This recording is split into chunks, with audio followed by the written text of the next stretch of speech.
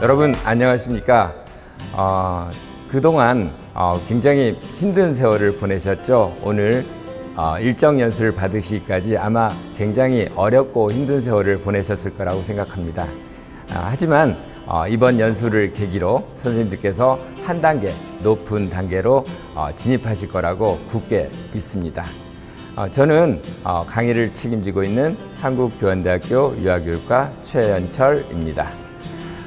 2019 개정 누리과정을 계기로 유아교육은 새로운 국면을 맞게 되었습니다. 새로운 기대, 희망, 꿈 이런 것도 있었지만 한편으로는 시행착오와 좌충우돌 여러 가지 힘든 시간들을 경험하기도 합니다. 그런데 선생님들께서 경험하시고 계신, 고민하고 계신 그 내용들은 선생님들 혼자만의 이야기가 아니고 우리 모두 공유해야 되고 나눠야 되는 그러한 고민들이라고 생각합니다. 그래서 이번 강의는 전문적 학습 공동체에 모인 선생님들과 함께 고민과 경험을 나누는 그런 과정으로 구성했습니다. 자, 그럼 시작하겠습니다.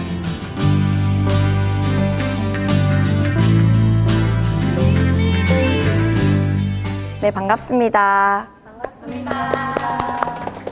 안녕하세요. 저는 놀이지원하기 1 토론을 맡은 제주관광대학교 부속유치원 정영주입니다. 네, 안녕하세요. 세종시 가등유치원 교사 이미숙입니다. 네, 안녕하세요. 세종시 한결유치원 교사 조영아입니다. 네, 안녕하세요. 세종시 한빛유치원 교사 임지명입니다. 안녕하세요. 통영시 벽방초등학교 병설유치원 교사 김지은입니다. 놀이중심 교육과정이 개정되고 나서 현장에서 되게 많은 어려움들을 겪고 계실 거라고 생각합니다. 그리고 코로나 때문에 더 많은 혼란을 겪고 계실 거라고 생각하는데요. 그렇지만 선생님들께서 놀이중심에 조금 더 한 발 더 앞서 나가기 위해서 이렇게 강의를 듣고 계신 것만으로도 정말 대단하다고 생각합니다. 그래서 저희들이 조금 도움이 되고자 토론을 준비했는데요. 토론은 2시간 동안 이루어질 예정이고요. 개정된 놀이과정을 운영하면서 고민이라든지 어려움들을 선생님들과 이야기를 나누고 그 교육과정에 대한 슬기로운 방향들을 모색해보고자 합니다. 개정 누리과정에서 강조하고 있는 협력적 학습 공동체가 되어보는 것이죠. 저희가 이야기를 나눌 주제는 첫 번째 놀이 계획, 두 번째 공간 구성, 세 번째 놀이 자료, 네 번째 놀이 시작입니다. 배움과 성장을 위해 저희와 함께 학습 공동체가 되어 주시겠어요? 다소 연기가 어색하더라도 예쁘게 봐주시길 부탁드리겠습니다. 그럼 지금부터 시작하겠습니다.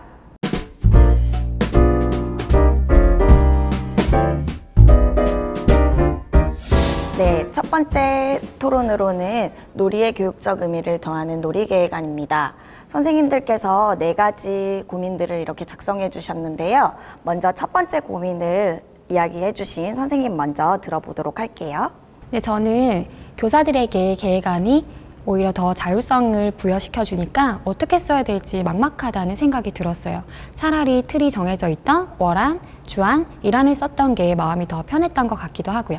저는 나름대로 계획안을 만들어서 작성을 하고 있는데요. 제가 작성한 이 방법이 맞는 건지 제가 잘하고 있는 건지 걱정이 되더라고요. 저도 계획안을 작성을 하고는 있는데 유아대 놀이 흐름이 이렇게 진행이 되다 보면은 제 계획대로 이루어지지 않을 때가 많아서 그 부분이 조금 고민이 되더라고요.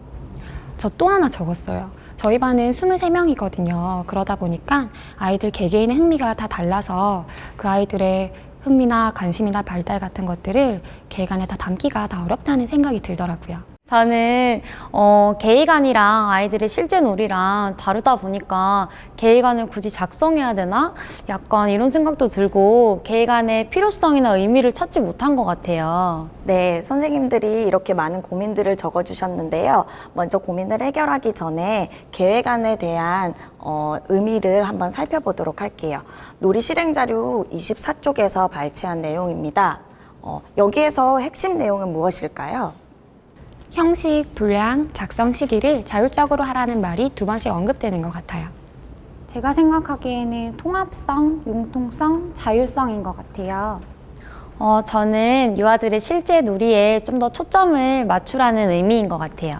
맞아요. 만들어가는 교육과정이라는 내용을 잘 나타내주고 있어요. 그리고 사전 계획을 최소화하고 유아들의 놀이를 실제로 작성해보고 교사의 지원이라든지 그런 것들을 자율적으로 그리고 융통성 있게 변화할 수 있도록 하라고 이야기가 나와 있어요. 틀이 중요하다기보다는 아이들의 놀이를 더 계획안 속에 담아낼 수 있는 게 중요하다는 생각이 들어요. 계획은 단지 사전 계획 안에만의 의미가 아닙니다. 문서 안에 계획, 기록, 평가를 모두 포함하고 있지요. 그다음 두 번째로는 기존 계획안과 개정된 후의 계획안을 비교해 볼 거예요. 기존 계획안 같은 경우는 제가 근무하면서 작성했던 기존 계획안이고요. 그리고 오른쪽 개정된 후 계획안은 놀이 실행 자료에서 가지고 온 계획안이에요. 두 가지의 계획안이 조금 차이점이 보이시나요? 왼쪽에 있는 기존 계획안은 저도 실제로 작성을 했었는데요.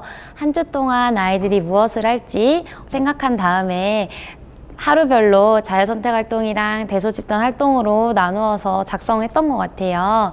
그리고 교사가 유아들이 어떤 활동을 했으면 좋겠는지를 생각해서 작성을 했었는데 사실 아이들의 놀이랑은 좀 달랐던 것 같아요. 놀이 실행 자료에 나와 있는 계획안에서는 실제 놀이가 어떻게 진행이 되었는지 그리고 교사의 지원 계획은 어떻게 이루어질지에 대해서 함께 다루고 있는 것 같아요. 이렇게 함께 다루고 있다는 것은 계획안이라는 용어랑은 어울리지 않지만 또 실제 진짜 놀이가 어떻게 진행되고 있는지를 담을 수 있다는 점에서는 장점인 것 같아요. 계획안이라는 이름 대신에 다른 이름을 사용하면 괜찮지 않을까요? 예를 들어서 우리 반 놀이 이야기라고 한다면 그 놀이 이야기 속에 놀이 계획, 실행, 평가를 한꺼번에 담을 수 있을 것 같아요. 그렇게 하면 더 효율적으로 할 수 있을 것 같고 또 오늘 일어난 놀이를 반영해서 내일 놀이를 계획할 수 있을 것 같아요. 유아들의 놀이는 계획한 대로 잘 시행되는 것 같진 않은 것 같아요. 그런데 이렇게 작성한다면 확실히 조금 더 시행에 초점을 맞출 수 있지 않을까라는 생각이 들어요. 맞아요.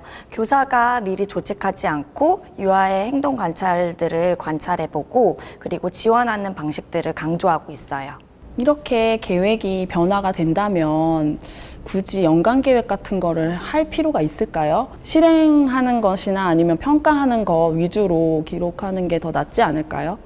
저도 처음에는 그렇게 생각을 했는데요. 그래도 어느 정도의 교육적 가치는 교사가 어느 정도 정해줘야 된다고 생각이 들더라고요. 그러니까 놀이 중심 교육과정에서 그냥 노는 게 전부가 아니잖아요. 그렇기 때문에 어느 정도의 교육적 가치는 방향성을 조금 제시해 주어야 된다고 생각이 들어요. 선생님 말씀을 들어보니까 아이들의 경험이 교육적인 의미를 가지고 가치가 있으려면 교사의 계획이 많이 중요할 것 같네요. 맞아요. 해설서에도 보면은 놀이를 지원하고 준비하는 과정들을 잘 나타내라고 적혀 있어요. 그러니까 선생님 말씀은 유아들이 자유롭게 노는 것도 중요하지만 교사의 계획된 활동도 중요하다. 이런 말씀이시죠? 네, 맞아요. 교육적 가치가 바탕이 된다면 충분히 가능하다고 생각하거든요. 그러니까 맘대로 놀아라가 아니고 이제 놀이 속에서 배움이 일어날 수 있도록 교사가 무엇을 지원해 줘야 되는지 그런 것들을 고민해보는 것들이 조금 필요하다고 생각이 들어요. 이번에는 계획안을 공유해 보도록 할게요. 지금 왼쪽에 보이시는 계획안은 제가 작성해 본 건데요. 봄, 여름, 가을, 겨울로 나눠서 계절마다 어떤 활동을 해보면 좋을지에 대해서 조금 작성해 봤고요. 그리고 오른쪽에 있는 계획안은 놀이 예상안을 만들어서 놀이의 배경을 먼저 작성하고 흐름도를 마인드맵이라든지 자유 형식 또 글이나 그림 같은 걸로 작성해 볼 수 있도록 해봤어요. 연간 계획안을 놀이에 앞서서 교사가 예상해서 적어보는 거군요. 네, 맞아요. 이렇게 작성한 다음에 학부모님과 함께 소통을 하는 자료로도 사용을 하고 있어요.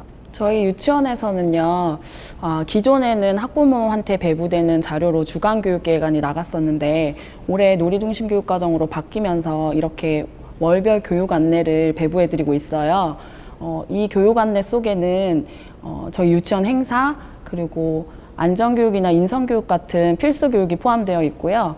그리고 학부모님들에게 드리는 안내사항 이렇게 적어서 이제 배부해 드린 다음에 한 달 동안의 놀이 경험을 마친 후에는 그 놀이가 어떻게 이루어졌는지 신문 형식으로 이렇게 소식지 형태로 전달을 하고 있는데 학부모님들한테 배부되는 것뿐만 아니라 학급 간의 소통 자료 그리고 아이들하고 이야기 나누는 자료로 활용되어서 좋은 것 같아요. 학급 신문 굉장히 좋은 생각인 것 같아요. 공통으로 또 아이들이 함께 할 수 있도록 미리 계획된 활동은 사전에 안내를 하고 학급에서 이루어진 놀이에서 어떤 배움이 일어났는지는 학부모님들께 사후에 안내할 수 있는 좋은 방법인 것 같습니다. 맞아요. 유아들의 놀이를 계획을 한다는 게 또 계획을 하긴 하지만 예상과 다르게 흘러갈 수 있잖아요.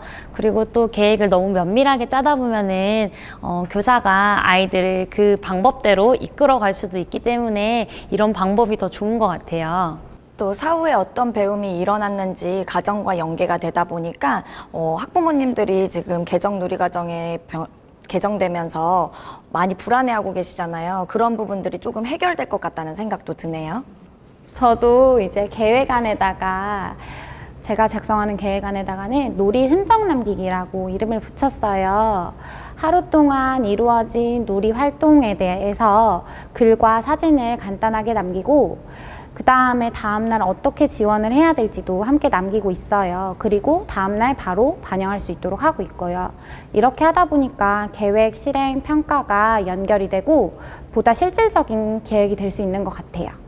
저도 계획을 좀 더 최소화하고 유아들을 어떻게 지원할지 그런 것에 좀 더 초점을 맞춰가지고 시간을 보내고 있는 것 같아요. 유치원마다 그리고 교사들마다 계획안의 방식은 이렇게 다양하다는 걸 보니까 제가 좀 안심이 되네요.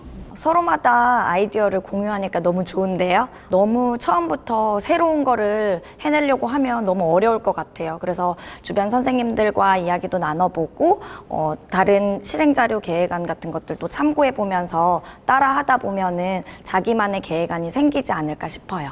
저도 계획안을 예전에 작성할 때는 조금 부담스러운 마음이 있었어요. 그런데 이게 제가 아이들 놀이를 지원하기 위해서 자율적으로 작성을 하는 거잖아요. 그렇게 하다 보니까 유아들 놀이에서 발견한 것들, 또 제가 어떻게 지원하면 좋을지 이런 좀 실질적인 내용, 저한테 정말 필요한 내용들을 기록하다 보니까 저와 아이들만의 어떤 기록이 된 것 같아서 조금 더 재미있는 것 같아요. 그런데 제가 아까도 한번 말씀드렸다시피 유아 개개인의 흥미가 다 다를 때는 계획안에 어떻게 담아야 되는지 좀 어려운 것 같아요. 저도 그 부분이 가장 고민이 되더라고요. 다른 선생님들도 그 부분이 고민되실 것 같아요.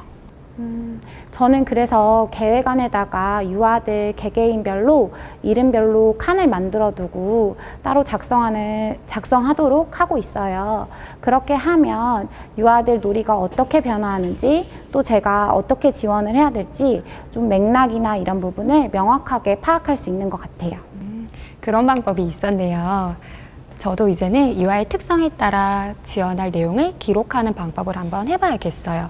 그래서 저도 저만의 계획안을 찾아서 작성해 봐야겠고요. 놀이 계획에 대한 고민이 조금은 해결되셨나요? 네.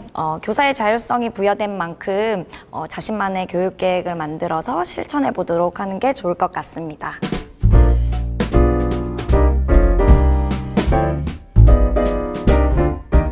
두 번째 주제는 놀이를 놀이답게 만드는 공간 구성입니다. 누리과정이 개정되면서 많은 선생님들께서 기존의 공간 구성과 어떻게 다른지 고민이 많으실 것 같아요. 누리과정에 개정된 내용을 바탕으로 이번 시간에는 선생님들과 함께 공간 구성에 대한 경험을 나눠보도록 하겠습니다. 먼저 놀이 공간을 융통성 있게 배치하는 방법에 대해서 이야기를 나누어 볼까요? 저는 흥미 영역 간의 경계를 없애기 위해서 교구장을 벽으로 이렇게 좀 밀어 놓았었어요. 왜 영역 간의 경계를 없애려고 하셨나요? 영역이 구성되어 있으면 아이들이 정해진 놀이만 할 것 같더라고요. 그래서 정해진 놀이를 하지 않아도 된다고 생각했기 때문에 그렇게 좀 조정을 했는데, 교구장을 조정을 하니까 놀이의 특성에 따라서 공간을 넓히기도 좋고 그리고 공간을 좁히기도 되게 용이하더라고요. 저도 흥미 영역이라는 고정적인 틀을 좀 깨고 싶다는 생각이 들더라고요. 그러다 보니까 이제 아이들이랑 곤충 영역을 만들었어요. 그래서 교구장 안에다가 교구 접시에 교구를 넣어주는 게 아니고 곤충을 아이들이 채집하고 와서 그 안에다가 넣어주기도 하고 곤충 이름도 붙여주고 그거에 맞는 곤충 책들도 좀 배치를 해줘서 아이들이 거기서 자유롭게 곤충을 관찰할 수 있도록 하였었어요. 정말 좋은 생각인 것 같아요. 유아들이 흥미있어하는 주제로 영역을 만든다면 그게 진짜 흥미 영역이 되지 않을까라는 생각이 들었어요. 저는 책상 배열을 좀 새롭게 해봤는데요. 우리가 일반적으로 네모 책상, 사용하는 네모 책상 2개에 반원 책상을 2개 연결을 하고서 선생님 마음이야 하고 아이들한테 이렇게 제시를 했더니 아이들이 하트 모양인 걸 알아채고 기뻐하더라고요. 교실 책상을 이렇게 배열해 보는 거는 생각을 하지 못했는데 정말 새로운 방법인 것 같아요. 저도 수영장 놀이를 위해서 강당에 있는 큰 블럭들을 가지고 와서 저렇게 수영장 형태로 만들어 보았어요. 아이들이랑 수영장 놀이를 하고 있는데 2명의 아이들이 막 뭔가를 만들고 있더라고요. 그래서 이게 뭐야? 하고 물어봤더니 아이들이 음식점이라고 얘기하는 거예요. 그러면서 수영장 놀이를 하다가 배고프면 음식점에 놀러 오라고 얘기도 했었어요. 대집단 대형을 융통성 있게 바꾸셨네요. 유아와 유아 간에 그리고 유아와 교사 간의 상호작용이 되게 활발하게 이루어질 것 같다는 생각이 드네요. 또 이렇게 놀이를 하고 나서 아이들이랑 이 파란색 블럭 위에 자유롭게 앉아가지고 같이 놀이 평가를 하기도 했었거든요. 되게 재미있었던 기억이 있어요. 저도 영화 선생님처럼 전체가 모이는 공간을 네모 모양으로 만든 적이 있었어요. 그렇게 했더니 함께 이야기를 나눌 때는 서로가 서로를 바라볼 수 있어서 좋았고, 하루 일과를 평가할 때는 그 안쪽이 무대가 되기도 하더라고요. 네, 일반적으로 전체 유아들이 모일 때 2줄 반원형으로 앉거나 아니면 교사들을 바라볼 수 있는 대형으로 앉곤 하는데요. 이렇게 빈 공간을 무대로 활용하니까 정말 아이디어가 좋은 것 같아요. 다음으로는 놀이 공간을 넓혀보는 방법에 대해서 이야기를 나누어 보겠습니다. 네, 저는 아이들과 함께 교실에서 잘 쓰지 않는 책상이나 교구장이나 자료 같은 것들이 교실에서 전부 다 빼버린 적이 있었어요. 그렇게 했더니 아이들이 블록놀이를 할 때 큰 구조물을 만들기도 하고 싸우는 것도 이제 좀 많이 줄더라고요. 사실 예전에는 인원수 제한을 많이 두었었는데 요새는 많은 아이들이 참여할 수 있는 협력놀이가 가능한 것 같아요. 그렇게 공간을 넓히면 유아들끼리 상호작용이 늘어나는 거는 저도 동의를 해요. 그런데 공간을 넓히는 거에 단점도 있는 것 같아요. 그러니까 예를 들면 아이들이 공간이 넓으니까 교실에서 마구 뛰어다닌다든지, 영역 구분이 없으니까 장난감을 이리저리 가지고 다니면서 마구 섞이고, 그러다 보니 정리 시간이 오래 걸리는 그런 문제들이요. 넓은 공간을 저 같은 경우는 카페트로 이렇게 내어주거나 아니면은 테이프를 구분을 지어가지고 유아들이 안전에 대해서 약속을 나눠보고 놀이할 수 있게끔도 한번 해봤던 적이 있어요. 교구장을 무조건 이렇게 없애거나 조정하는 것보다는 아이들의 놀이의 형태에 맞게 조절하는 거에 좀 더 초점을 맞추는 게 필요할 것 같네요. 네, 그래서 우리가 다음 나눌 이야기의 내용도 유아들한테 공간을 자유롭게 구성할 수 있다는 것을 알려주고 공간 배치의 주도권을 줘보는 거예요. 선생님들은 아이들하고 함께 공간을 구성해 보신 적이 있나요? 저는 주로 놀이하면서 공간 구성을 하는 것 같아요. 지난주에 아이들과 함께 건피 아저씨의 뱃놀이라는 그림책을 읽었었는데 아이들이 책상을 뒤집어서 배로 활용하고 싶어 하더라고요. 정말 그렇게 해줬더니 아주 큰 배가 되었어요. 제가 생각하기에는 조금 위험해 보이는 것 같아요. 그래도 책상을 뒤집는다는 거는 정말 새로운 방법인 것 같아요. 저도 처음에는 안전 때문에 좀 위험하지 않을까 불안하기도 했었어요. 그런데 책상을 뒤집을 때는 교사가 직접 해주고 막상 뒤집고 나서 놀 때는 책상 바닥이 평평하니까 넘어지거나 미끄러질 위험이 거의 없더라고요. 처음에는 한 명의 유아가 제안했었는데 나중에는 많은 아이들이 모여가지고 그 놀이가 재밌었는지 한 주 동안이나 지속이 되었던 경험이 있어요. 늘 교실에 있던 책상인데 그런 방법으로 사용했다니 너무 재미있는데요. 그러게요. 책상이랑 의자가 되게 유용한 놀이 자료가 되었던 것 같아요. 근데 좀 자칫 잘못하면 안전사고가 일어날 수도 있기 때문에 아이들이랑 안전 약속을 정하는 건 필수이겠네요. 저희 반 아이들은 강당에 있는 대근육 운동기구를 교실로 가져오고 싶어 하더라고요. 어떤 걸 가지고 오고 싶냐고 물어보니까 미끄럼틀을 가져오자는 거예요. 그래서 조금 망설였는데 그래도 아이들 이야기를 좀 존중해 주고 싶어서 허용해 주었더니 이렇게 저희 교실이 실내 놀이터가 됐어요. 엄청 재미있어 보여요. 교실에서 미끄럼틀을 할 수 있을 거라고는 생각을 한 번도 못 해봤었어요. 역시 아이들의 생각에 귀를 기울이니까 놀이 공간이 다양하게 변하는 것 같아요. 저는 오늘 선생님들 이야기를 듣다 보니까 조금 반성이 돼요. 왜 저 혼자 놀이 공간을 만들려고 그렇게 애를 썼는지 좀 많이 반성을 하게 되는 것 같아요. 이제 제가 어떻게 놀이 공간을 변형하고 활용해야 될지 알 수 있을 것 같아요. 마지막으로 교실 말고 이외의 공간을 어떻게 다양하게 활용할 수 있을지에 대해서 이야기를 나눠볼 거예요. 근데 저는 복도를 요새 놀이 공간으로 활용하고 있어요. 유아들이 바람개비를 돌리고 싶어 하는데 교실에서는 마땅히 바람개비를 돌릴 수가 없더라고요. 그래서 복도를 제안해 줬더니 놀이가 재미있었는지 몇 번이나 더 바람개비를 돌리러 복도로 뛰쳐나가는 걸 봤어요.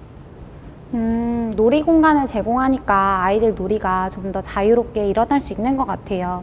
저기 PPT를 보니까 복도가 일직선 형태로 되어 있으니까 아이들이 뛰기에도 적합했을 것 같고요. 놀이 공간이랑 놀이 형태랑 잘 맞물려 들어간 사례인 것 같네요. 복도를 필요에 따라서 활용을 하는 것도 되게 좋은 방법인 것 같아요. 저 같은 경우에도 아이들이 색종이를 접어서 날리기를 했었는데요. 누가 더 멀리 날아가나를 했었어요. 그래서 아이들과 일직선인 곳에서 복도에서 활용을 하니까 되게 재밌게 놀이를 했던 경험이 있어요. 저도 복도에서 아이들이랑 딱지치기도 하고 팽이 돌리기도 했었는데요. 교실에서는 이미 아이들이 하고 있는 놀이가 있다 보니까 좀 방해되기도 하는 놀이들이 있는데 복도에서 놀이를 하다가 보니까 좀 뭔가 새로운 놀이를 펼칠 수 있는 그런 장이 됐던 것 같아요. 그런데 복도는 다른 반하고 함께 사용하는 공간이잖아요. 불편한 점은 없으셨나요? 저 같은 경우에는 아까 종이를 접어서 날렸다고 했잖아요. 근데 그게 날려버린 게 다른 반 교실까지 들어가 버린 거예요. 그래서 이제 아이들과 다시 약속을 나누면서 조그만한 네모 공간을 만들어줘서 그 안에 꼬리나기를 놀이로 바꿔서 다시 한번 놀이를 해보는 시간을 가졌었던 적이 있어요. 저희 반도 다른 반 아이들이 지나갈 때 통행에 방해를 주더라고요. 그래서 통행할 수 있는 공간을 따로 마련해 두기도 하고 각 반은 최대한 자신들의 놀이 시간을 지키려고 요새 약속을 하고 있어요. 저희 반은 오히려 옆반 아이들도 놀이하고 저희 반 아이들도 놀이하다가 보니까 팽이 돌리기 같은 경우에도 그거 어떻게 돌리는 거야? 막 이렇게 이야기도 하면서 만남의 공간이 되기도 하더라고요. 저도 복도를 활용해 본 적이 있어요. 복도에다가 저는 책상이랑 책을 가져다 줬어요. 왜냐하면 아이들이 놀이를 하다 보면 휴식할 시간이 필요하다고 이야기를 많이 하거든요. 그런데 놀이 공간이 이제 교실 안에서 쉬려고 하다 보면은 교실 공간에서 다른 아이들이 많이 놀이를 하고 있다 보니까 조금 소란스럽기도 하고 마땅히 쉴 공간이 없는 거예요. 그래서 복도에다가 책상이랑 책을 가져다 줬더니 아이들이 자연스럽게 앉아서 책도 읽고 독서 공간이 되기도 하고 나중에는 그 공간에 아이들이 자기 작품을 전시하면서 정시 공간으로까지 활용을 해보았어요. 그런데 복도와 교실을 함께 활용을 하다 보면 아무래도 영역이 좀 분산돼서 선생님들께서 아이들을 관찰하고 지원하는 게 좀 어려우실 것 같은데요. 어떠세요? 맞아요. 조금 어려운 점도 있어요. 왜냐하면 일단은 아이들이 두 영역으로 분산이 되다 보니까 제가 두 영역을 왔다 갔다 하면서 계속해서 아이들을 봐야 하고, 또 일단은 제가 교실에 들어가거나 복도 공간으로 나왔을 때는 아이들이 시야에서 보이지 않으니까 조금 불안한 마음도 항상 가지고 있는 게 사실이에요. 저도 안전하면서 여러 공간들을 활용할 수 있는 방법들을 많이 고민해보고 있는데요. 일단은 동적인 영역에서 사고가 많이 일어나기 때문에 동적인 놀이를 주로 관찰을 하고 정적인 영역도 신경을 쓰면서 관찰을 하고 있기는 해요. 그러게요. 동적인 영역에서도 좀 아이들이 활발하게 놀이를 하다가 보니까 안전사고가 일어날 가능성이 큰데, 정적인 놀이 영역에서도 보면 다툼이 일어날 수도 있고 놀이 지원을 필요로 하는 경우가 생길 수도 있잖아요. 그래서 이 두 영역을 어떻게 좀 잘 지원할 수 있을지 그게 고민이 되기는 하네요. 저는 놀이가 일단 정착이 되면 물러나요. 다른 놀이로 가요. 그러면서도 유아들이 계속 안전하게 놀고 있는지는 수시로 살피기도 하고요. 선생님 말씀을 다 들어보니까 교사의 역할이 얼마나 중요한지 다시 한번 느낄 수 있었어요. 아무리 교사가 아이들을 관찰하고 지원하려고 노력을 하더라도 손길이 미치지 않는 순간이 있을 수 있잖아요. 그래서 아이들하고 보다 면밀한 소통으로 안전하고 즐거운 교실을 만들어가는 것이 필요할 것 같아요.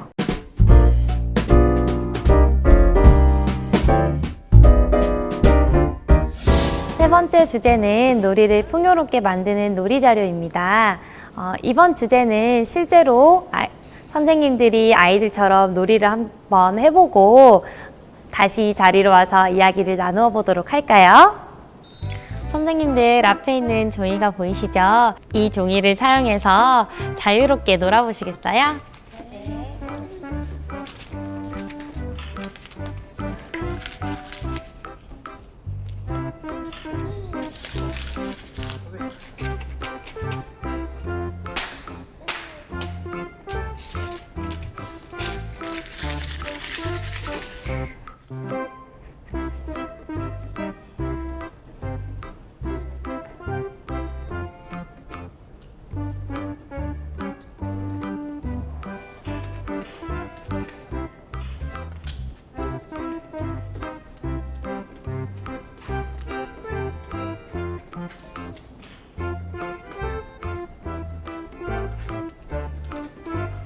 네, 선생님들 갑자기 종이로 놀아보라고 하니까 많이 당황하셨죠. 그런데 공교롭게도 모두 선생님들이 다른 방법으로 놀아주셨더라고요. 어떻게 놀아주셨는지 이야기해 주실 수 있으세요? 저는 종이를 주시니까 접어야겠다는 생각이 들어서 종이 비행기를 접었어요.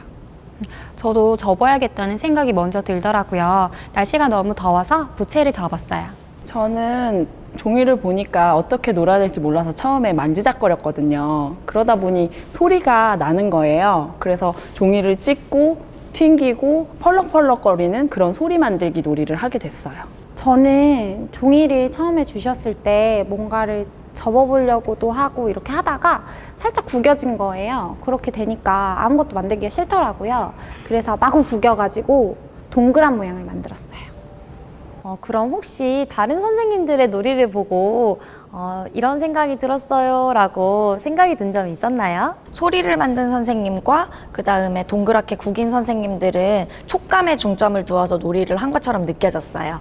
사람들은 종이를 접어도 보고 만져도 보면서 특성을 탐색하는 것 같아요. 그리고 그 특성을 고려해서 놀이로 활용하게 되는 것 같고요. 그래서 아이들도 일단 새로운 자료를 보면 어떻게 사용해야 되는지 이렇게도 해보고 저렇게도 해보고 다양한 시도를 하면서 탐색을 하는 것 같아요. 저는 유아들이 이렇게 자료가 주어졌을 때 반복적인 탐색을 하면 제가 충분한 시간을 주고 기다려줘야겠다라는 생각이 들더라고요. 원래 종이는 글이나 그림을 작성하는 용도로 사용하잖아요. 근데 글이나 연필을 주지 않다 보니까 다양한 방법으로 놀이를 할 수 있었던 것 같아요. 종이 자체를 그냥 쓰는 건 아니고 새롭게 만들어서 활용하게 되는 것 같아요. 그래서 교사들이 자료에 대해서 생각을 할 때 어떤 한 가지 기능만 이제 생각을 하기보다는 그 자료의 다양한 특성을 활용할 수 있도록 아이들을 지원해 주는 게 좋을 것 같아요. 맞아요. 예를 들면 빗자루를 히힝 히힝 하면서 말처럼 활용한다는 것은 원래 빗자루는 청소를 할 때 쓰는 용도가 있잖아요. 그런데 타는 말로 활용했다는 것은 가작화를 했다는 것에 좀 더 초점을 뒀다는 거죠. 이런 과정에서 아이들의 창의적인 배움이 일어날 수 있겠네요. 저는 아까 영주 선생님께서 두리번 거리시는 걸 보고 뭔가 필요한 게 있나? 라는 생각이 들었었어요. 저도 사실 아까 풀이 잠깐 필요했었거든요. 부채를 만드는데 손잡이 부분이 너무 헐렁헐렁해서 막대가 있으면 좋겠다라는 생각을 했었어요. 자료를 활용하다 보면 또 새로운 자료가 필요하기도 하는군요. 그래서 아이들도 놀이를 하다가 필요한 자료가 있으면 다른 곳에서 가져와서 쓰기도 하고 없을 경우에는 선생님한테 이런 거 주세요 하고 요청도 하는 것 같아요. 그러면 혹시 선생님들의 다른 선생님들이 하는 놀이를 보고 좀 더 이런 재료를 제공해주면 좋겠다라고 생각한 점이 있으셨나요? 저요. 저 영주 선생님한테 매트를 주고 싶었어요. 영주 선생님이 비행기 접으셨잖아요. 제가 매트를 주면 활주로처럼 활용을 할 수 있지 않을까라는 생각이 들었거든요. 그러면 선생님들이 만약에 매트를 제공받았다고 하면 어떻게 놀이할 것 같으세요? 저는 매트를 받았다면 거기에 관역판을 만들어가지고 점수를 먹인 다음에 그 다음에 날려서 점수를 더해보는 게임을 해볼 것 같아요. 저는 매트가 어떤 색이냐에 따라 다를 것 같은데 만약에 파란색 매트면 좀 바다가 연상이 될 것 같아요. 그래서 매트를 깔고 그 위를 비행기가 지나가는 것으로 이렇게 표현하지 않을까 싶어요. 똑같은 매트를 제공해줬는데 모두 다른 생각을 하셨군요. 저는 아까 지명 선생님께서 종이로 공을 만드셨잖아요. 그래서 바구니가 있으면 꼬리 시키면서 놀지 않을까? 라는 생각을 했었어요. 선생님, 근데 저 아까 그거 공 만든 거 아니고 빵 만든 거예요. 그래서 바구니 주셨으면 저 꼬리는 안 시키고요. 거기에다가 빵 이렇게 담아가지고 빵 파는 빵가게 놀이를 했을 것 같아요. 저희 반 아이들이랑 똑같네요. 제가 아이들이 막 햄버거를 만들고 놀고 있으면 와 햄버거 맛있겠다 선생님도 하나 줘봐 라고 얘기를 하면 선생님 이거 마카롱인데요? 이렇게 얘기를 하더라고요. 그러니까 아이들마다 그리고 저희들도요 마찬가지로 원하는 게 다르고 바라는 것이 다르고 흥미와 관심 모두가 다르니까 같은 자료를 제공하더라도 다르게 활용하는 게 당연한 것 같아요. 그러면 선생님들은 이제 아이들이 좀 예상하지 못한 방법으로 자료를 활용하더라도 그 방법을 좀 인정해주고 존중해줘야겠네요. 그리고 동그라미 모양의 공에 바구니를 제공한 것처럼 주제에 적절한 자료를 더 제공하는 것도 필요할 것 같고요. 유아들이 놀이하는 과정을 지켜보다가 상황에 적절하게 알맞은 자료를 지원해줘야 된다는 말씀이시죠? 저는 아이들한테 좀 손님 역할로 참여해서 상호작용할 수 있도록 돈을 제공해 줄 것 같고요. 그리고 빵을 좀 집을 수 있게 집게를 제공해 주는 것도 좋을 것 같아요. 그러면 더 재밌는 놀이가 될 수 있을 것 같아요. 유아가 자료를 대하는 방식을 저희가 경험을 해보니까 어떻게 자료를 접근해야 될지 또 활용해야 될지 조금 알 수 있을 것 같아요. 그러면 우리가 이번에 배운 것을 한번 정리해 볼까요? 첫 번째는 자료는 놀이하면서 탐색하는 시간이 필요하겠네요. 그리고 두 번째는 유아들은 자료를 전형적인 방법으로 활용하지 않고 자료의 특성을 활용하여 새로운 무언가를 만들어가는 과정에서 배움이 일어날 수 있겠어요. 세 번째는 자료를 가지고 놀다가 보면 또 추가로 필요하게 되는 자료가 생긴다는 거겠네요. 네 번째는 유아들의 사전 경험에 따라 각기 다른 형태로 놀이가 일어날 수 있겠고요. 다섯 번째는 유아들이 교사가 예상하지 못한 방법대로 놀이하더라도 그 방법을 인정해주고 존중해 주어야 할 것 같아요. 마지막으로는 유아들의 놀이 진행에 따른 놀이에 도움이 되는 그런 자료들을 추가적으로 제공하는 것도 필요할 것 같아요. 자, 이제 모두 정리가 되셨나요? 네. 영주 선생님 뒤쪽에 제가 무언가를 숨겨놨거든요. 한번 봐주시겠어요? 이거 뭐예요? 이거 가지고 또 놀아야 되는 건가요? 저 잠깐 줘보세요. 여기 보니까 글씨가 써져 있거든요. 고민을 해결해 주세요. 네, 자료에 대한 선생님들의 고민을 고민 상자에 담았어요. 선생님들 해결해 주실 수 있죠? 저희가 해결해 드릴게요. 제가 첫 번째 고민 카드를 그럼 읽어볼게요. 놀이 중심 교육 과정을 한 뒤 저는 우사인 볼트가 되었어요. 맨날 자료실로 뛰어가거든요. 얘들아 잠깐만, 선생님 자료실 좀 갔다 올게. 저도 같이 가요. 정말 공감이 되는 사연이었던 것 같아요. 저도 이제 아이들이 노는 걸 보면 미리 교실에 비치된 자료를 가지고 이렇게 놀다 보면은 특별한 자료가 또 필요하게 되더라고요. 그런데 때마다 그런 특별한 자료들을 미리 제공할 수는 없을 것 같아요. 맞아요. 아이들 놀이를 예측을 해서 제가 자료를 충분히 교실에 준비를 하긴 하거든요. 근데 아이들 놀이가 어디로 흘러갈지를 모르니까 제가 준비한 것이 충분하지 않은 상황이 항상 발생하더라고요. 저 얼마 전에도 교실에서 아이들이 상자로 이렇게 뭔가를 만드는데 제가 이것저것 다 준비를 해줬어요. 그런데 갑자기 배를 만든다는 거예요. 그런데 배를 만들 때 갑자기 핸들이 또 필요하대요. 근데 제가 그런 자료는 하나도 없었거든요. 그래서 아이랑 급하게 자료실까지 가져가서 자료를 가져왔던 경험이 있어요. 저도 필요한 거를 아이들한테 내주려고는 하는데 그게 항상 모자라는 경우도 생기더라고요. 그러니까 또 흥미가 높아지는 놀이일수록 또 아이 수량 같은 것들은 더 모자라게 되더라고요. 그래서 여러 가지 물건들을 교실 옆에다가 두었다가 조금씩 꺼내서 내어주고 있기는 한데 되게 많이 왔다 갔다는 하는 것 같아요. 저만 그런 게 아니었어요. 저도 진짜 다리가 튼실해질 것 같아요. 그런데 또 어떨 때는 보면 아이들이 교실 내에 있는 자료를 미처 생각하지 못하고 활용하지 못할 때도 있더라고요. 그래서 교실 내에 있는 자료를 아이들이 사용할 수 있게 방법을 알려주는 것도 필요할 것 같아요.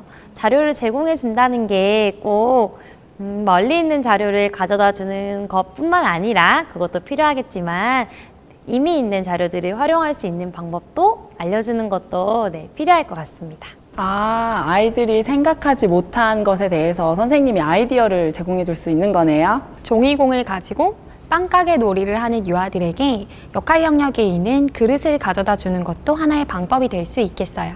저희 반에서 보물찾기를 한번 한 적이 있었는데 원래 보물찾기의 보물이라고 하면 뭔가 다이아몬드처럼 반짝반짝거리고 딱딱하면 좋잖아요. 근데 주변에 교실에 있는 자료들을 살펴보아도 그걸 할 수 있는 게 좀 없더라고요. 그래서 어떻게 할까 고민을 하다가 아이들이 뿅뿅이에 금색, 은색 포장지 이렇게 감싸서 이렇게 보물을 만들어서 재미있게 보물찾기를 했던 경험이 있네요.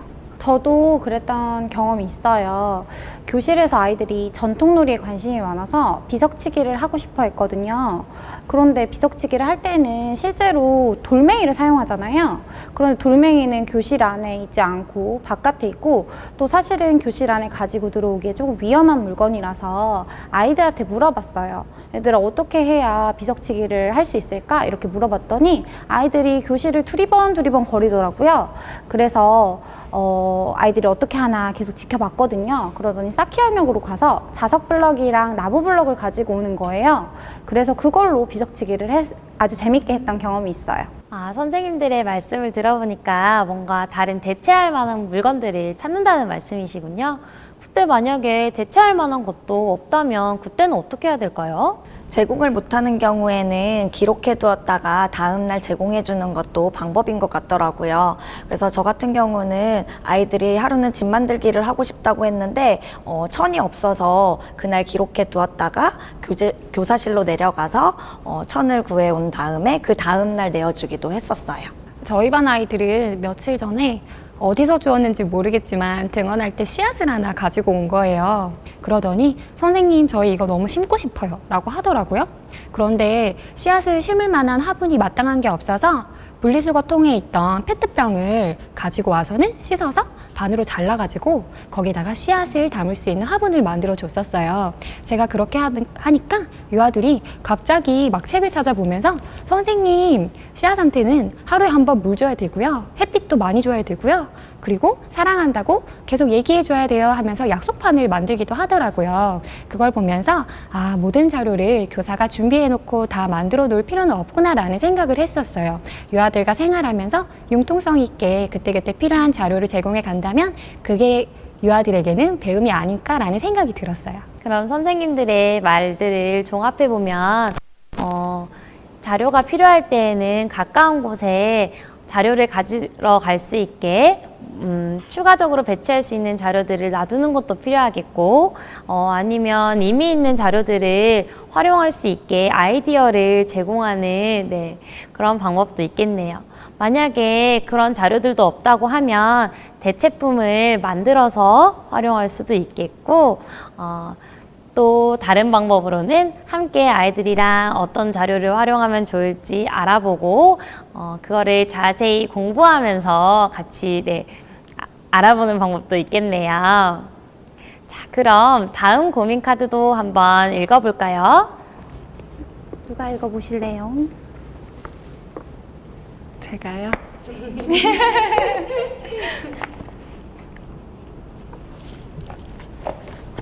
어떤 날은 하루 종일 아이들한테 자료를 가져다 주기만 하다가 하루가 끝나는 것 같아요. 어떻게 해야 할까요?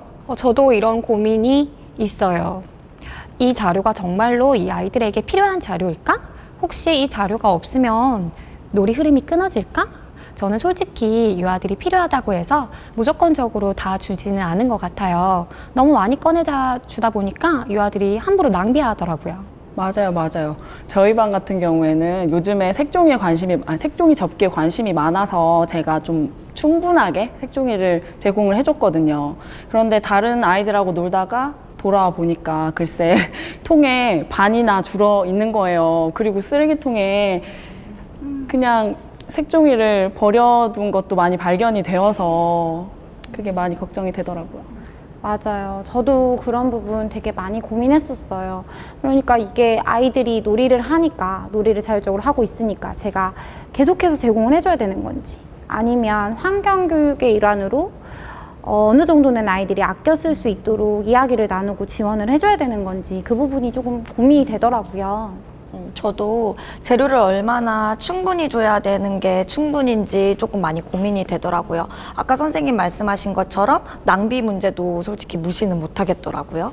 유아들이 충동적으로 이거 했다, 저거 했다 하면서 놀 때가 있는 것 같아요. 그런데 지속적으로 이거 했다, 저거 했다 놀다 보면은 깊이 있게 놀이를 생각할 수 있는 기회를 주지 못하는 것 같아요. 저는 약간 아이들이 충동 구매처럼 순간적인 욕구에 의해서 이렇게 자료를 달라고 할 때는 그냥 바로 꺼내주지는 않는 편이에요. 좀 유아들의 놀이 상황, 진행 상황을 좀 지켜보다가 이 자료가 좀 도움이 되겠다 싶을 때 좀 꺼내주고 있거든요. 저도 아이들한테 이제 생각할 기회를 줘본 경험이 있어요. 지난번에 아이들이 이제 교실에서 놀이를 하다가 림보 놀이를 해야 돼서 끈이 필요하다고 하는 거예요. 줄이나 끈이 필요하다고 했는데 사실 자료실로 뭐 뛰어가서 줄 수도 있었겠지만 아이들이 어떻게 이 상황을 해결할까 좀 궁금하기도 하더라고요. 그래서 아이들한테 선생님 지금 줄 없어 이렇게 말을 했더니 아이들이 미술 영역으로 가더니 빨대를 막 이어 붙여가지고 끈처럼 활용을 하고 빨대 림보를 했던 적이 있어요. 저희 반도 좀 비슷한 경험이 있었던 것 같아요. 지금 자료 화면이 이제 초상권 때문에 약간 자세히 보이지는 않는데 이게 아이들이 무선 마이크를 만든 거거든요. 저희 반 아이들이 요즘에 댄스 가수가 나오는 만화 영화에 좀 관심이 있어요. 그래서 노래를 부르려고 골판지를 얼굴에다 붙이고 끝에다가 스팽글을 붙여서 무선 마이크를 만들어서 되게 재밌게 놀더라고요. 그래서 너무 그 장면이 재미있어서 이렇게 사진으로 남겨보았어요. 그러면 누리과정에서 자료를 충분히 제공해야 한다는 그런 의미가 단순히 재료를 많이 준다는 그런 의미는 또 아닌 것 같아요. 자료들을 충분히 준다기보다는 생각할 수 있는 기회들을 충분히 주고 아니면 좀 창작할 수 있는 기회들을 충분히 준다는 의미에서 충분히가 아닐까 싶기도 해요. 네, 그러면 벌써 마지막 고민 카드인데요. 영주 선생님께서 한번 읽어봐 주시겠어요? 비구조화된 놀이 자료만 사용해야 할까요? 저 같은 경우는 놀이 자료를 비구조화된 놀이 자료들을 고민하다 보니까 아이들 놀이 속에서 답을 찾을 수가 있었어요. 제가 바둑알을 한번 아이들한테 내준 적이 있었는데 그걸 이용해서 바둑을 하는 게 아니고 하얀 색깔 바둑알은 쌀이 되어서 밥을 짓는 놀이를 하고 있었고 검정 색깔 바둑알 같은 경우는 동전이 되어서 그걸로 사고 파는 놀이를 하더라고요. 사실 선생님들은 구조화된 놀이 자료, 비구조화된 놀이 자료를 구분하지만 아이들은 아니잖아요. 교사와 아이들이 그 자료에 어떤 의미를 부여하느냐에 따라서 달라질 수 있을 것 같아요. 그러면 구조화된 놀이 자료도 비구조화된 놀이 자료처럼 활용할 수도 있을 것 같고요. 그럼 예를 들면 저희 교재교구실에 교통안전 교육 자료는 다 유치원마다 하나씩은 있잖아요. 그럼 거기서 횡단보도? 그 횡단보도를 건너는 용도로만 그 매트를 사용하지 말고 좀 아이들이 그걸 징검다리로 활용을 하거나 아니면 울타리처럼 사용하는 것도 이렇게 구조화된 자료를 비구조화된 자료처럼 활용하는 방법일까요? 저도 동의를 해요. 아이들이 자료를 제공받았을 때 활용하는 방법을 뭐 아이들 나름대로 놀이에서 의미대로 찾았다면 교사는 유아들이 놀이의 주체가 될 수 있도록 그 과정을 격려하고 지켜봐 줄 수 있어야 하는 것 같아요. 다른 자료들도 사실 교사들이 어떤 특정한 놀이를 조금 예상하고 자료를 내어주기는 하지만 아이들이 예상치 못하게 놀이하는 경우가 많잖아요. 그럴 때 교사들은 아이들이 놀이하는 방법을 인정해주고 기다려주는 게 필요할 것 같아요. 그리고 이 자료에 대한 새로운 의미를 부여하는 그 과정을 응원해줘야 될 것 같고요. 저 빨리 재료실에 묵혀두었던 교재교구를 꺼내서 아이들한테 내주고 싶다는 생각이 드네요. 아이들이 어떻게 활용할지 너무 기대가 돼요. 저도 자료실에 잠자고 있는 놀이 자료들을 얼른 놀이로 재미있게 깨워주도록 자료를 제공해 주어야겠어요. 오늘 함께 선생님들이 고민을 나누고 해결해 주셔서 너무너무 감사했어요. 정말 유익한 시간이 되었어요.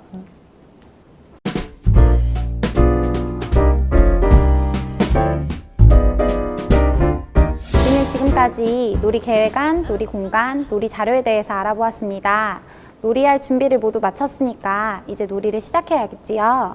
지금부터 우리가 다룰 주제는 놀이를 원활하게 만드는 놀이 시작입니다. 먼저 주제를 시작하기에 앞서 유아들의 놀이 특성을 알아보는 시간을 가질 텐데요. 선생님들은 언제 유아들이 놀이를 시작한다고 생각하시나요? 유아들이 뭔가 흥미를 느낄 때 시작이 되지 않을까 싶어요. 뭐 흥미는 개개인마다 다 다르겠지만요. 흥미나 관심이 있는 것에는 뭐 언제 어디서든 가리지 않고 놀이를 시작하잖아요. 길을 걷다가도 색깔만 있는 벽돌만 밟기 뭐 이런 놀이를 하기도 하고요. 유아들은 무엇인가에 흥미를 가질 때 그때 바로 놀이를 시작을 해요.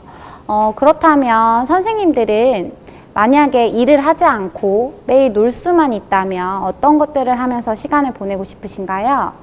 한번 이야기를 해볼 텐데요. 저희 대신에 핸드폰 앨범에 있는 사진을 보여주시면서 함께 이야기를 나누어 보았으면 좋겠습니다. 저는 사진이 아니라 동영상을 보여드려도 될까요? 피아노 치는 거를 너무 좋아해서 연주를 하거나 음악회를 자주 다니기도 해요. 저는 매일 논다고 생각하니까 생각만 해도 너무 즐거운데요. 저는 그림 그리기를 좋아해서 하루 종일 그림만 그릴 것 같아요. 전 핸드폰을 보니까 여행 사진밖에 없어서 해외여행 빨리 가고 싶어요. 저는 카페에 가서 이렇게 맛있는 것도 먹고 친구들이랑 수다 떠는 것도 되게 좋아해요. 유아들은 이렇게 선생님들처럼 좋아하는 것을 하면서 놀이를 하고 싶어 할 것 같다는 생각이 들어요. 선생님들이 일을 안 하고 놀 수 있다면 좋아하는 걸 하면서 시간을 보내고 싶다고 말씀하신 것처럼요. 그러면 이번에는 서로의 흥미를 한번 파악해 보려고 하는데요. 저희가 4명이니까 2명씩 짝을 지어서 서로의 핸드폰 앨범에 있는 사진을 보여줄 수 있는 만큼만 보여주면서 한번 예측을 해볼게요. 저도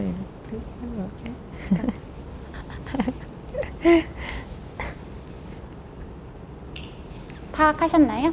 네.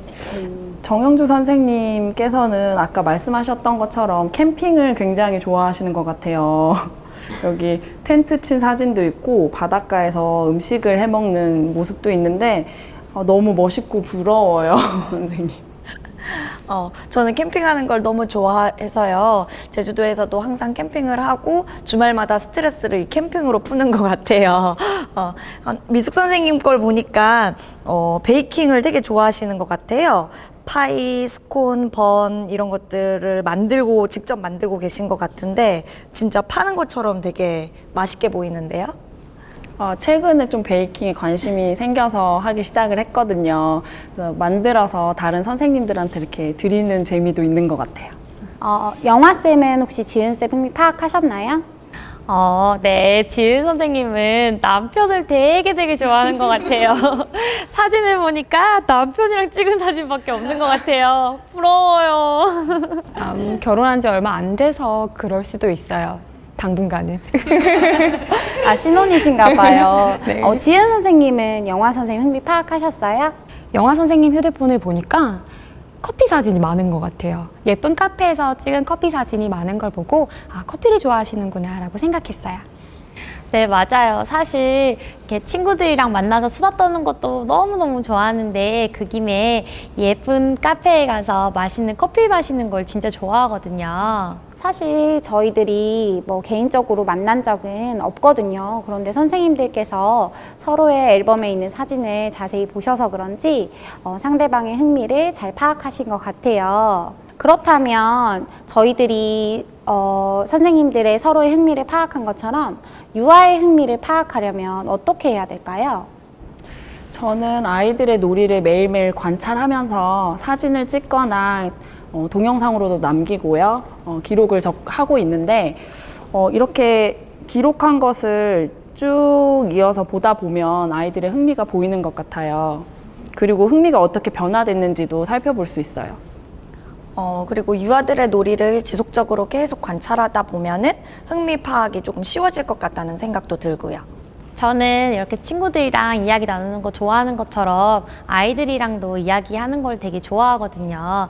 그래서 일상적인 이야기들을 막 하면 아이들이 어떤 것에 관심을 보이는지 그리고 무엇을 좋아하는지 어떤 친구를 좋아하는지를 알 수 있더라고요. 저는 학부모님들에게 유아들의 정보를 많이 얻어내는 편이에요. 되게 자세하게 개별적인 흥미를 파악하기가 쉽더라고요. 그렇구나. 선생님들이 일상 사진을 보고 선생님들 서로의 흥미를 파악하신 것처럼 유아들의 일상 경험에도 저희가 귀를 기울이면 유아들의 흥미를 잘 파악할 수 있을 것 같아요. 그러면 저희가 이번에는 놀이 특성을 한번 알아보기 위해서 자리를 옮겨가지고 놀이를 한번 직접 해볼 건데요. 한번 놀이를 한번 하고 오도록 할게요. 자, 우리 이제 이 자리를 옮겨봤어요. 바둑알을 가지고 선생님들이 정말 놀이를 한번 해볼 거예요. 두 분 선생님께서는 교사가 되셔서 미리 바둑알로 할 수 있는 수와 색을 활용한 놀이를 계획을 하셨고요.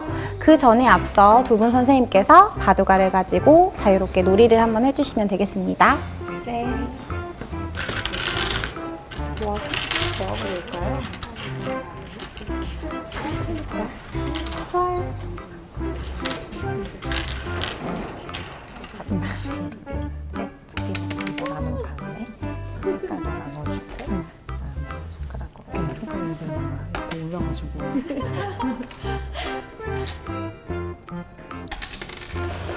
이렇게 자꾸 떨어뜨리네. 왜 이렇게 떨어뜨려? 자, 이제 유아들이 재밌게 놀이를 했는데 그동안에 선생님들은 준비된 계획대로 이제 유아들이랑 상호작용할 준비가 끝난 것 같아요. 아이들이 이제 놀이를 하는 상황에 선생님들이 정말 같이 놀이를 한다고 생각하시고 계획안을 반영해서 유아랑 같이 놀이하는 것을 한번 우리가 진행을 해볼게요. 아이고. 지은아, 영화야. 잠깐만. 그만하고 선생님이랑 같이 놀자. 지금 놀고 있는데요? 아니, 선생님이랑 하는 놀이가 더 재밌어. 같이 하자. 네. 어떻게 하는지 알려줄게. 자, 여기 흰색, 검정색 바둑알 이렇게 있지?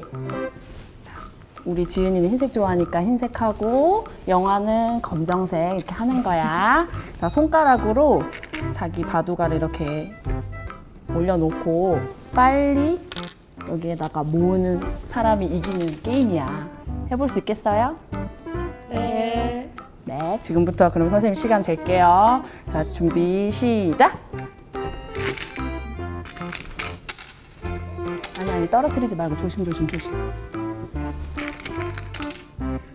아니, 이건 반칙이지. 손가락을 끝까지 여기까지 해야지. 아니요, 이렇게 일렬로 세워주세요. 이렇게 놓으면 안 돼요. 자, 몇 초 안 남았습니다. 그만. 자, 이제 똑바로 이렇게 놔보자. 자, 누가 더 많이 모았는지 세어볼까요? 같이 하나, 둘, 셋, 넷, 다섯, 여섯, 일곱. 영화는 하나, 둘, 셋, 넷, 다섯, 여섯. 몇 개라고 했었지? 7. 이건 몇 개라고 했었지? 6개예요. 그럼 누가 이겼어요? 아싸, 내가 더 많다. 잘했어요. 선생님들 놀이를 하고 왔습니다. 놀이를 하고 와서 저희 경험에 대해서 한번 이야기를 나눠보려고 하는데요. 혹시 유아가 돼서 자유롭게 놀이를 하셨던 지은 선생님이랑 영화 선생님 어떤 놀이를 하셨는지 설명해 주실 수 있나요? 저희는 처음에 바둑알을 만지작 거리다가 바둑알 튕겨서 멀리 보내기 놀이를 제가 제안해서 하고 있었어요. 놀이를 막 하다 보니까 승부욕이 막 생기더라고요. 이기고 싶었어요. 지은쌤이 소개해 주신 놀이를 같이 재미있게 하셨네요. 그리고 나서 자유롭게 논 다음에 저희 선생님 두 분께서 계획하신 활동을 미숙쌤이 이제 정말 상호작용하는 것처럼 하셔서 놀이를 한 번 더 해보았는데요. 그때는 어떻게 자유놀이랑 어떤 점이 달랐는지 이야기해 주실 수 있나요? 처음에는 좀 재미도 있었지만 너무 색깔도 지정해 주시고 그러다 보니까 약간 틀이 있는 것처럼 답답함을 느꼈었어요. 손가락으로 바둑알을 옮기는 것도 좀 어렵기도 했고요. 저 같은 경우에는 첫 번째 놀이에서는 친구가 제안해줬고 두 번째 놀이에서는 선생님이 제안해준 놀이였거든요. 물론 재미있었긴 했지만 친구가 제안해준 놀이보다는 조금 뭔가 틀이 있는 듯한 느낌? 그리고 네, 조금 뭔가 계획이 있고 그리고 좀 제안도 뭔가 좀 어렵게 느껴지기도 했었어요. 저희들이 이렇게 사실 놀이를 해본 거는 놀이의 어떤 특성을 파악해 보기 위한 거였어요. 선생님들 어떤 놀이의 특성을 파악해 보기 위한 활동이었을까요? 자유로움 아닐까요? 자발적으로 시작했는지 아닌지가 아닐까요? 맞아요. 놀이의 자유로움 또 자발성을 경험해 보기 위한 어떤 활동이었는데요. 저희가 이렇게 경험해본 놀이의 특성 말고 놀이의 특성에는 여러 가지 특성들이 있다고 하는데 선생님들이 생각하시는 놀이의 특성에는 또 어떤 것들이 있으신가요? 놀이는 우선 재미가 있어야 한다고 했고요. 놀이 중심 교육 과정에서 보면은 자발성이라든지 자유로움이라든지 그리고 즐거움을 되게 강조를 했거든요. 그러니까 그런 것들이 조금 중요할 것 같아요. 놀이의 특성을 그러면 저희가 이렇게 아이들이 자유놀이를 할 때처럼 교사랑 같이 놀이할 때도 이런 특성들을 유지를 시켜주는 게 중요할 텐데 어떻게 해야 이런 특성들을 유지시켜줄 수 있을까요? 일단 교사들은 일방적으로 유아들을 이끌려고 하는 것보다는 유아들이 자발적으로 참여할 수 있게 그런 기회를 만들어주는 것도 좀 필요할 것 같아요. 교사가 놀이를 제안하더라도 유아가 주도적으로 참여하는 게 중요한 것 같아요. 그러기 위해서는 유아들의 선택을 존중해 주는 것도 필요하고요. 선생님들 말씀을 들으니까 유아를 놀이의 주체로서 존중을 하고 유아들이 하는 놀이를 그대로 인정해주고 받아들여주는 교사의 역할이 중요한 것 같다는 생각이 드네요. 그럼 이번에는 유아들이 제안을 하고 교사가 지원을 해준 놀이의 실제적인 사례를 선생님들이랑 경험을 나눠보려고 해요. 선생님들 혹시 이런 경험이 있으신가요? 저희 반 아이들은 좀비 놀이를 참 좋아해요. 마인크래프트라는 게임이 있는데 그 안에 좀비 캐릭터가 나오거든요. 그래서 아이들이 처음에 좀비 놀이를 하자고 했을 때 이게 교육적으로 괜찮은가 좀 고민이 됐거든요. 근데 한번 이제 진행해 보자고 해서 이제 하게 됐는데 이제 놀이하는 것도 아이들하고 정해서 이제 규칙을 정해서 하게 됐거든요. 그래서 뭐 낮에는 좀비가 자고 있고 밤에만 활동할 수 있다든지 하는 그런 규칙들을 좀 만들어서 놀다 보니까 저희들 우리 반만의 좀비 놀이, 그러니까 잡기 놀이가 된 것 같아요. 저희가 어렸을 때 귀신 이야기 들으면서 좋아했던 거랑 비슷한 것 같아요. 그러니까 아이들 놀이가 조금 엉뚱하고 선생님이 생각하지 못한 거라고 할지라도 비교육적이라고 쉽게 판단하지 않고 유아들의 놀이 제안에서 교육적 가치를 끌어낼 수 있도록 고민을 하는 것이 교사의 역할인 것 같네요. 저는 사진을 보시면 스크린빗을 이용해가지고 아이들이 그림자 놀이를 하더라고요. 그래서 처음에는 이제 그 그림자에 맞게끔 사진들을 뒤에 배경 사진들을 자꾸 바꿔줬어요. 그러더니 이제 아이들이 콘서트 놀이를 하고 싶다고 하더라고요. 그래서 블라인드가 내려가고 올라갈 때마다 자기들이 짠 하고 등장하겠다고 하면서 콘서트 놀이도 했고 지금 사진에 보시는 것은 훌라후프 서커스 놀이를 하는 모습이에요. 무대 스크린이 무대 커튼이 되었네요. 진짜 아이들은 아이디어가 기발한 것 같아요. 유아가 제안한 놀이라 하더라도 재밌게 펼칠 수 있는 것 같아요. 개정된 누리과정에서도 놀이 흐름 따라가기의 중요성을 강조하고 있어요. 그리고 교육과정 실행의 출발점이 유아가 만들어가고 이어가는 놀이를 지켜보고 지원하는 것이라고 이야기하고 있거든요.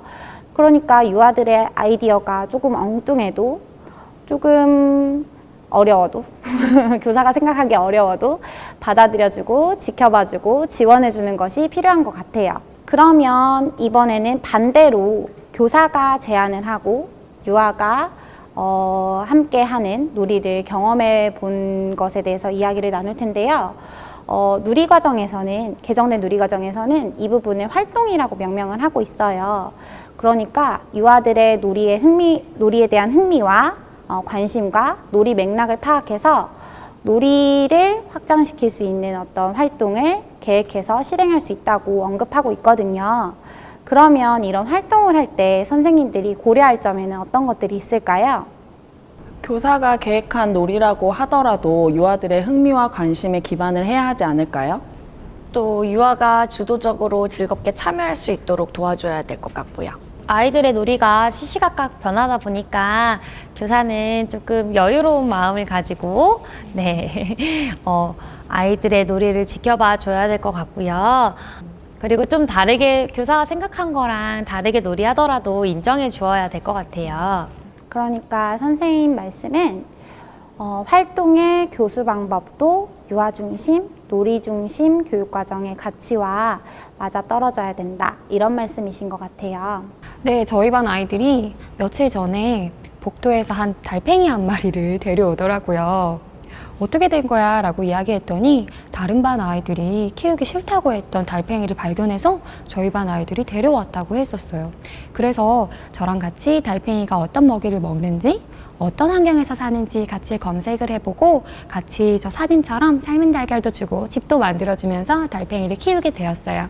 그런데 제 생각에는 교실에서 달팽이를 키우려고 하면 아이들의 이 지속적인 관심과 흥미가 기반되어야 될 것 같더라고요. 그래서 달팽이 동영상도 보여주고 함께 상황극도 했더니 그 다음 놀이에도 달팽이가 계속 등장하더라고요. 아이들의 달팽이에 대한 경험을 확장해 주셨네요. 듣고 보니까 교사가 계획한 활동도 유아들의 놀이와 연관시킬 수 있다는 생각이 드네요.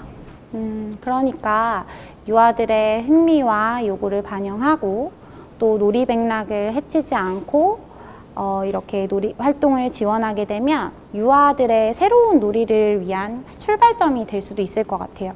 또 기존의 놀이를 확장시킬 수 있는 어떤 도화선이 될 수도 있고요. 네, 지금까지 저희 이야기 잘 들으셨나요? 저희는 근무 지역은 다 달라도 유아의 놀이에 관심이 있어서 이렇게 모이게 되었답니다. 연수를 준비하면서 이렇게 선생님들과 협력하는 경험이 좋아서 연수를 들으시는 분들과도 함께 나누고 싶었어요.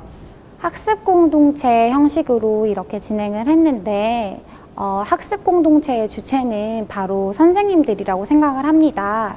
교실에서 경험했던 고민들 또 경험들을 나누면서 다 같이 성장해 나갈 수 있는 기회가 될 수 있을 것 같아요. 누리과정을 하시면서 혼자서 어려운 점이 있으면 끙끙 앓지 마시고 주변 동료 교사에게 물어보면서 같이 해결해보는 방법을 모색해 보셨으면 좋겠어요. 앞으로도 이어질 놀이 지원하기 투와 말놀이 그리고 극놀이 연수도 재미있게 봐주시면 너무너무 감사할 것 같고요. 함께 참여해주신 선생님들도 그리고 연수를 들어주신 선생님들께도 감사하다는 말씀 전해드리고 싶습니다.